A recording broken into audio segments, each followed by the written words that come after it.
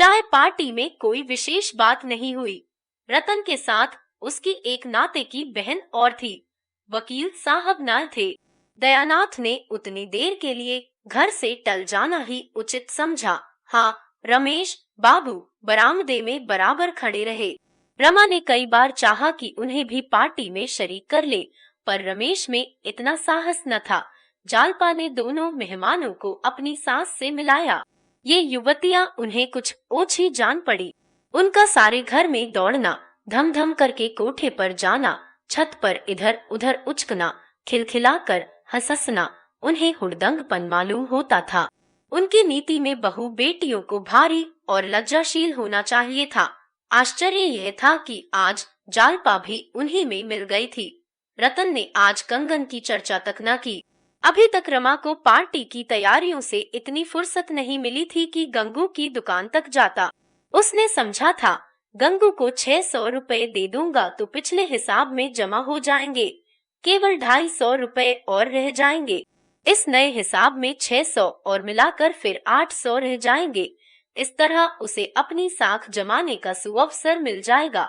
दूसरे दिन रमा खुश होता हुआ गंगू की दुकान पर पहुंचा और रौब से बोला, कर्या रंग ढंग है महाराज, कोई नई चीज बनवाई है इधर। रमा के टाल मटोल से गंगू इतना विरक्त हो रहा था कि आज कुछ रुपए मिलने की आशा भी उसे प्रसन्न न कर सकी। शिकायत के ढंग से बोला, बाबा बहू साहब, चीजें कितनी बनी और कितनी बिकी, आपने तो दुकान पर आना ही छोड़ दिया। इस तरह की दुकानदारी हम लोग नहीं करते। 8 महीने हुए, आपके यहाँ से एक पैसा भी नहीं मिला। रमानाथ भाई, खाली हाथ दुकान पर आते शर्म आती है। हम उन लोगों में नहीं हैं जिनसे तकाजा करना पड़े। आज यह 600 रुपए जमा कर लो और एक अच्छा सा कंगन तैयार कर दो। गंगू ने रुपए लेकर संदूक में रखे और बोला, बन जाएंगे, बाकी रुपए कब तक मिलेंगे। रमानाथ बहा हाउ त जल्द। गंगू हा आ बाबूजी, अब पिछला साफ कर दीजिए।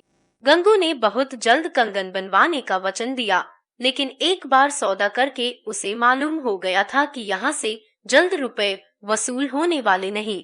नतीजा यह हुआ कि रमा रोज तकाजा करता और गंगू रोज हीले करके टालता।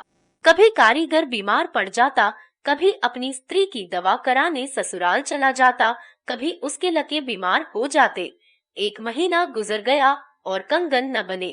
रतन के तकाजों के डर से रमा ने पार्क जाना छोड़ दिया, मगर उसने घर तो देख ही रखा था। इस 1 महीने में कई बार तकाजा करने आई।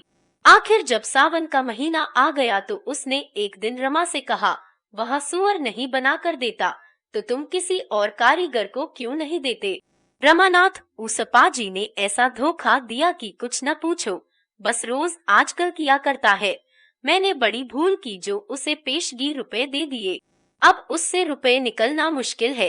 रतन, आप मुझे उसकी दुकान दिखा दीजिए, मैं उसके बाप से वसूल कर लूंगी। ऐसे बेईमान आदमी को पुलिस में देना चाहिए। जालपा ने कहा, हाँ और क्या, सभी सुनार देर करते हैं, मगर ऐसा नहीं, रुपए डकार जाएं और चीज के लिए महीनों दौड़ाएं। रमा ने सिर खुजलाते हुए कहा, आप 10 दिन और सब्र करें, मैं आज ही उससे रुपए लेकर किसी दूसरे सर्राफ को दे दूंगा। रतन, आप मुझे उस बदमाश की दुकान क्यों नहीं दिखा देते, मैं हंटर से बात करूं। रमानाथ कहता तो हूँ, 10 दिन के अंदर आपको कंगन मिल जाएंगे। रतन, आप खुद ही ढील डाले हुए हैं, आप उसकी लल्लू चप्पू की बातों में आ जाते होंगे। एक बार कड़े पड़ जाते तो मजाल थी कि यूं हीले हवाले करता। आखिर रतन बड़ी मुश्किल से विदा हुई। उसी दिन शाम को गंगू ने साफ जवाब दे दिया, बिना आधे रुपए लिए कंगन न बन सकेंगे, पिछला हिसाब भी बेबाक हो जाना चाहिए। रमा को मानो गोली लग गई। बोला, महाराज, यह तो भलमनसी नहीं है, एक महिला की चीज है, उन्होंने पेशगी रुपए दिए थे, सोचो मैं उन्हें क्या मुंह दिखाऊंगा। मुझसे अपने रुपयों के लिए पुरनोट लिखा लो, स्टाम्प लिखा लो और क्या करोगे। गंगू पूरनाओ टको शहद लगाकर चाटूंगा क्या। 8 महीने का उधार नहीं होता, महीना 2 महीना बहुत है। आप तो बड़े आदमी हैं, आपके लिए 500-600 रुपए कौन बड़ी बात है। कंगन तैयार है। रमा ने दांत पीसकर कहा, अगर यही बात थी तो तुमने 1 महीना पहले क्यों ना कह दी। अब तक मैंने रुपए की कोई फिक्र की होती ना। गंगू मैं क्या जानता था, आप इतना भी नहीं समझ रहे हैं। रमा निराश होकर घर लौट आया। अगर इस समय भी उसने जालपा से सारा वृत्तांत साफ साफ कह दिया होता तो उसे चाहे कितना ही दुख होता, पर वह कंगन उतार कर दे देती। लेकिन रमा में इतना साहस न था। वह अपनी आर्थिक कठिनाइयों की दशा कहकर उसके कोमल हृदय पर आघात न कर सकता था।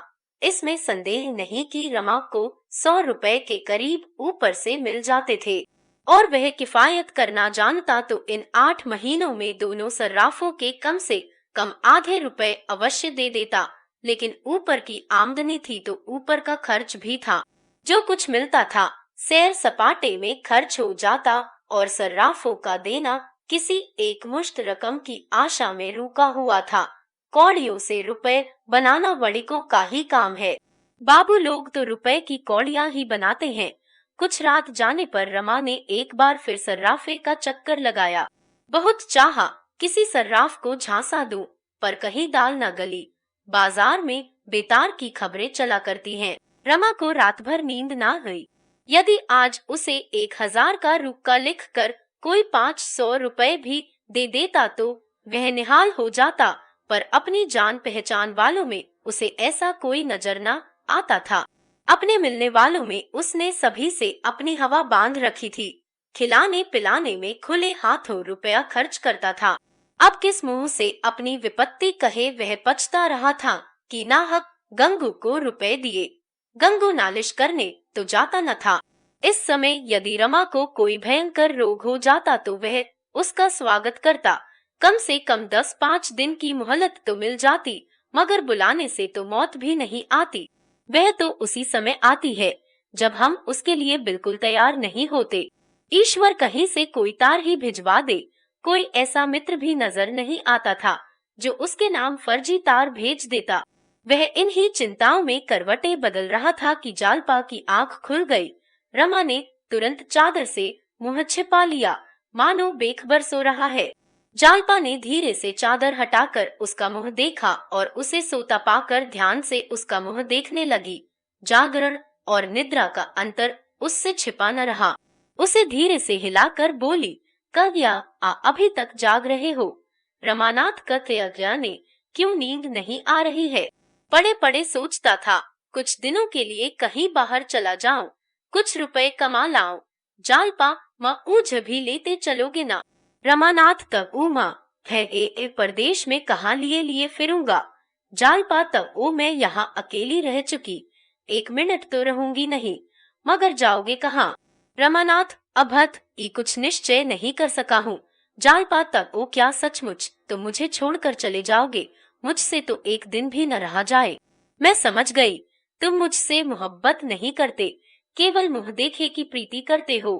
रमानाथ तब वहाँ आरे प्रेम पाश ही ने मुझे यहाँ बांध रखे, नहीं तो अब तक कभी चला गया होता। जालपा आतर अब बना रहे हो। अगर तुम्हें मुझसे सच्चा प्रेम होता तो तुम कोई पर्दा न रखते। तुम्हारे मन में जरूर कोई ऐसी बात है जो तुम मुझसे छिपा रहे हो। कई दिनों से देख रही हूँ तुम चिंता में डूबे रहते हो। मुझसे क्यों नहीं कहते? जहाँ विश्वास नहीं है वहाँ प्रेम कैसे रह सकता है? रमानाथ यह तुम्हारा भ्रम है। जालपा मैंने तो तुमसे कभी पर्दा नहीं रखा। जालपा तो तुम मुझे सचमुच दिल से चाहते हो। रमानाथ यह क्या मुंह से कहूँगा जब ही जालपा अच्छा अब मैं एक प्रश्न करती हूँ, संभले रहना। तुम मुझसे क्यों प्रेम करते हो और तुम्हें मेरी कसम है सच बताना। रमानाथ यह तो तुमने बेढब प्रश्न किया। अगर मैं तुमसे यही प्रश्न पूछूं तो तुम मुझे क्या जवाब दोगी? जालपा मैं तो जानती हूँ। रमानाथ बता आओ। जालपा तब बतला दो, मैं भी बतला दूं। रमानाथ मत तो जानता ही नहीं, केवल इतना ही जानता हूँ कि तुम मेरे रोम रोम में रम रही हो। जालपा सऊचा कर बतलाओ। मैं आदर्श पत्नी नहीं हूँ, इसे मैं खूब जानती हूँ। पति सेवा अब तक मैंने नाम को भी नहीं की। ईश्वर की दया से तुम्हारे लिए अब तक कष्ट सहने की जरूरत ही नहीं पड़ी। घर गृहस्थी का कोई काम मुझे नहीं आता। जो कुछ सीखा यही सीखा। फिर तुम्हें मुझसे क्यों प्रेम है? बातचीत में निपुण नहीं, रूप रंग भी ऐसा आकर्षक नहीं। जानते हो मैं तुमसे क्यों प्रश्न कर रही हूँ? रमानाथ का त्याग का जाने भाई, मेरी समझ में तो कुछ नहीं आ रहा है। जालपा मैं इसलिए पूछ रही हूँ कि तुम्हारे प्रेम को स्थायी बना सकूं। रमानाथ मैं कुछ नहीं जानता जालपा, ईमान से कहता हूँ। तुम में कोई कमी है, कोई दोष है, यह बात आज तक मेरे ध्यान में नहीं आई। लेकिन तुमने मुझ में कौन सी बात देखी? न मेरे पास धन है न रूप है, बताओ। जालपा बता दूं, मैं तुम्हारी सज्जनता पर मोहित हूँ। अब तुमसे क्या छिपाऊं? जब मैं यहाँ आई तो यद्यपि तुम्हें अपना पति समझती थी, लेकिन कोई बात कहते या करते समय मुझे चिंता होती थी कि तुम उसे पसंद करोगे या नहीं। यदि तुम्हारे बदले मेरा विवाह किसी दूसरे पुरुष से हुआ होता तो उसके साथ भी मेरा यही व्यवहार होता। यह पत्नी और पुरुष का रिवाजी नाता है। पर अब मैं तुम्हें गोपियों के कृष्ण से भी न बदलूंगी। लेकिन तुम्हारे दिल में अब भी चोर है। तुम अब भी मुझसे किसी किसी बात में पर्दा रखते हो। रमानाथ, यह तुम्हारी केवल शंका है। जालपा, अब मैं दोस्तों से भी कोई दुराव नहीं करता। फिर तुम तो मेरी हृदयेश्वरी हो। जालपा मरे तरफ देखकर बोलो, आंखें नीची करना मर्दों का काम नहीं है। रमा के जी में एक बार फिर आया कि अपनी कठिनाइयों की कथा कह सुनाऊं, लेकिन मिथ्या गौरव ने फिर उसकी जबान बंद कर दी। जालपा जब उससे पूछती सर्राफों को रुपए देते जाते हो या नहीं, तो वह बराबर कहता, हाँ कुछ ना कुछ हर महीने देता जाता हूँ। पर आज रमा की दुर्बलता ने जालपा के मन में एक संदेह पैदा कर दिया था। वह उसी संदेह को मिटाना चाहती थी। जरा देर बाद उसने पूछा, आप के तो अभी सब रुपए अदा न हुए होंगे। रमानाथ, अब थोड़े ही बाकी हैं। जालपा, कतना ए बाकी होंगे? कुछ हिसाब किताब लिखते हो? रमानाथ, हाँ ए लिखता क्यों नहीं, 700 से कुछ कम ही होंगे। जालपा, तब तो पूरी गठरी है। तुमने कहीं रतन के रुपए तो नहीं दे दिए? रमा दिल में कांप रहा था, कहीं जालपा यह प्रश्न न कर बैठे। आखिर उसने यह प्रश्न पूछ ही लिया। उस वक्त भी यदि रमा ने साहस करके सच्ची बात स्वीकार कर ली होती तो शायद उसके संकटों का अंत हो जाता। जालपा 1 मिनट तक अवश्य सन्नाटे में आ जाती। संभव है क्रोध और निराशा के आवेश में 2-4 कटु शब्द मुंह से निकालती, लेकिन फिर शांत हो जाती। दोनों मिलकर कोई न कोई युक्ति सोच निकालते। जालपा यदि रतन से यह रहस्य कह सुनाती तो रतन अवश्य मान जाती। पर हाय रे आत्मगौरव, रमा ने यह बात सुनकर ऐसा मुंह बना लिया मानो जालपा ने उस पर कोई निष्ठुर प्रहार किया हो। बोला, रतन के रुपए क्यों देता? आज चाहूं तो 2-4 हजार का माल ला सकता हूँ। कारीगरों की आदत देर करने की होती ही है। सुनार की खटाई मशहूर है। बस और कोई बात नहीं। 10 दिन में या तो चीज ही लाऊंगा या रुपए वापस कर दूंगा। मगर यह शंका तुम्हें क्यों हुई? पराई रकम भला मैं अपने खर्च में कैसे लाता? जालपा, कौछा नहीं, मैंने यूं ही पूछा था। जालपा को थोड़ी देर में नींद आ गई, पर रमा फिर उसी उधेड़ बुन में पड़ा। कहाँ से रुपए लाए? अगर वह रमेश बाबू से साफ साफ कह दे तो वह किसी महाजन से रुपए दिला देंगे, लेकिन नहीं, वह उनसे किसी तरह न कह सकेगा। उसमें इतना साहस न था। उसने प्रातःकाल नाश्ता करके दफ्तर की राह ली। शायद वहाँ कुछ प्रबंध हो जाए, और कौन प्रबंध करेगा इसका उसे ध्यान न था। जैसे रोगी वैद्य के पास जाकर संतुष्ट हो जाता है पर यह नहीं जानता मैं अच्छा हूँगा या नहीं। यही दशा इस समय रमा की थी। दफ्तर में चपरासी के सिवा और कोई न था। रमा रजिस्टर खोलकर अंकों की जांच करने लगा। कई दिनों से मीजान नहीं दिया गया था, पर बड़े बाबू के हस्ताक्षर मौजूद थे। अब मीजान दिया तो 2500 निकले। एकाएक उसे एक बात सूझी, क्यों न 2500 की जगह मीजान 2000 लिख दूं। रसीद बही की जांच कौन करता है? अगर चोरी पकड़ी भी गई तो कह दूंगा मीजान लगाने में गलती हो गई। मगर इस विचार को उसने मन में टिकने न दिया। इस भय से कहीं चित्त चंचल न हो जाए उसने पेंसिल के अंकों पर रोशनाई उधर दी और रजिस्टर को दराज में बंद करके इधर उधर घूमने लगा। इक्की दुक्की गाड़ियां आने लगी। गाड़ी वालों ने देखा बाबू साहब आज यही हैं, तो सोचा जल्दी से चुंगी देकर छुकरी पर जाए। रमा ने इस कृपा के लिए दस्तूरी की दूनी रकम वसूल की और गाड़ी वालों ने शौक से दी, क्योंकि यही मंडी का समय था और 12-1 बजे तक चुंगी घर से फुर्सत पाने की दशा में 24 घंटे का हर्ज होता था। मंडी 10-11 बजे के बाद बंद हो जाती थी। दूसरे दिन का इंतजार करना पड़ता था। अगर भाव रुपए में आधा पाव भी फिर गया तो सैकड़ों के मत्थे गए। 10-5 रुपए का बल खा जाने में उन्हें क्या आपत्ति हो सकती थी। रमा को आज यह नई बात मालूम हुई। सोचा आखिर सुबह को मैं घर ही पर बैठा रहता हूँ, अगर यहाँ आकर बैठ जाऊं तो रोज 10-5 रुपए हाथ आ जाएं, फिर तो 6 महीने में यह सारा झगड़ा साफ हो जाए। मान लो रोज यह चांदी न होगी, 15 न सही 10 मिलेंगे, 5 मिलेंगे। अगर सुबह को रोज 5 रुपए मिल जाए और इतने ही दिन भर में और मिल जाए तो 5-6 महीने में मैं ऋण से मुक्त हो जाऊं। उसने दराज खोलकर फिर रजिस्टर निकाला। यह हिसाब लगा लेने के बाद अब रजिस्टर में हेर उधर कर देना उसे इतना भन कर न जान पड़ा। नया रंगरूट जो पहले बंदूक की आवाज से चौंक पड़ता है, आगे चलकर गोलियों की वर्षा में भी नहीं घबराता। रमा दफ्तर बंद करके भोजन करने घर जाने ही वाला था कि एक बिसाती का ठेला आ पहुंचा। रमा ने कहा, लौटकर चुंगी लूंगा। बिसाती ने मिकैत करनी शुरू की। उसे कोई बड़ा जरूरी काम था। आखिर 10 रुपए पर मामला ठीक हुआ। रमा ने चुंगी ली, रुपए जेब में रखे और घर चला। 25 रुपए केवल 2-2.5 घंटों में आ गए। अगर 1 महीने भी यह औसत रहे तो पल्ला पार है। उसे इतनी खुशी हुई कि वह भोजन करने घर न गया, बाजार से भी कुछ नहीं मंगवाया।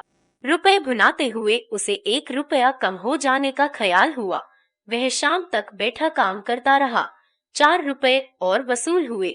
चिराग जले वह घर चला तो उसके मन पर से चिंता और निराशा का बहुत कुछ बोझ उतर चुका था। अगर 10 दिन यही तेजी रही तो रतन से मुंह चुराने की नौबत न आएगी।